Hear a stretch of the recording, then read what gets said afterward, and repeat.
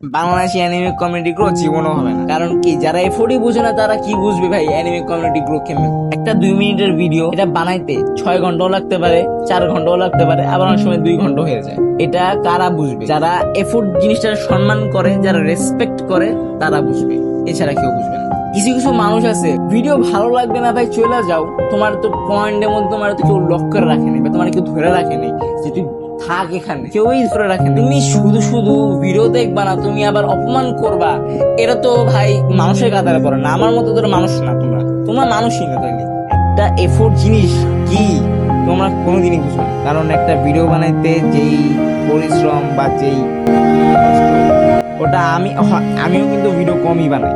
কারণ কি, আমার এত এফোর্ট দিতে ভালো লাগে না, পরিশ্রম করতে ভালো লাগে না।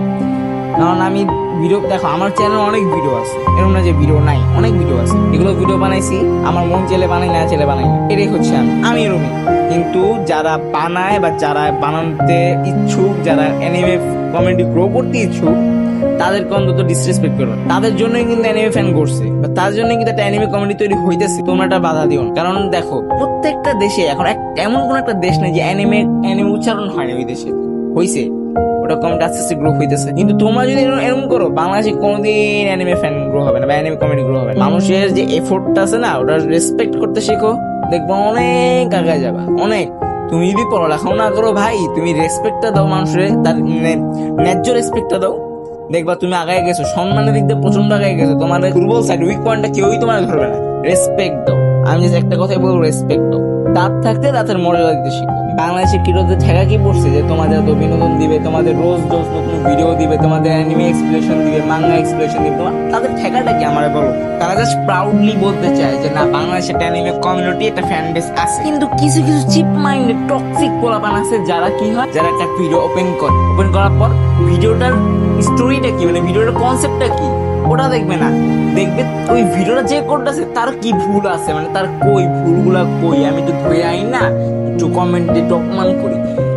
এটাই হচ্ছে বাংলাদেশের অ্যানিমে কমিউনিটি ফ্যান। এগুলো টক্সিকনেস ভাই, এগুলো আর এর বেশি কিছুই নেই, এগুলো হচ্ছে টক্সিকনেস। ওরা জাস্ট নিজের রিচ করতে চায়, মানে নিজের অ্যাকাউন্টটাকে রিচ করতে চায়, বা নিজের মানে সবার সামনে একটু ভাইরাল হতে চায়।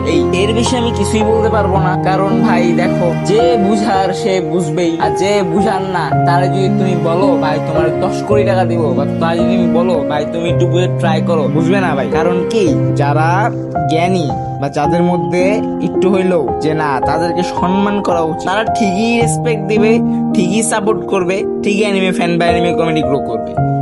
আর যারা এটা করবে না, যারা জাস্ট নিজের পপুলার করার জন্য এরকম করতেছে, বা জাস্ট নিজেদেরকে একটু মানে ভাব দেখানোর জন্য এরকম করতেছে, যে শো অফ করার জন্য এরকম করতেছে, তারা কোনোদিন অ্যানিমে কমেডি গ্রো করতেও পারবে না, আর আগামীতে করার ট্রাই করলেও জীবনও হবে না। কারণ এটা একটা অ্যানিমে কমেডি গ্রুপ, আবার এর মধ্যে এটা বাংলাদেশ অ্যানিমে কমেডি গ্রুপ কিন্তু ছিলই না, একেবারে রিসেন্টলি হইতেছে, কমেডি গ্রোথ করতেছে।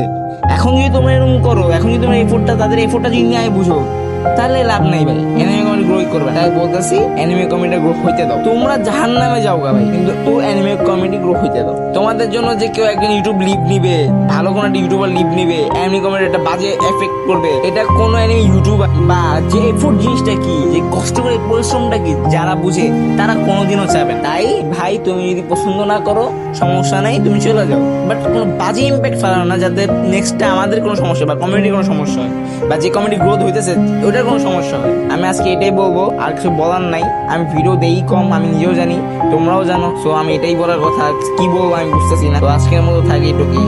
আবার কোন ভিডিওতে দেখা হইতেও পারে, না হইতে পারে, কারণ ভাই আমি এখন ভিডিও দেই না, কারণ আমার ওরকম টাইম বা ওরকম মানসিকতা থাকে না। পার্সোনাল অনেক ইস্যু আছে, সো ওগুলো না বলাই উচিত। কারণ বর্তমানে যা হইতেছে, এই ভিডিও দিতে ইচ্ছা হইলো তাই দিলাম। আল্লাহ হাফিজ।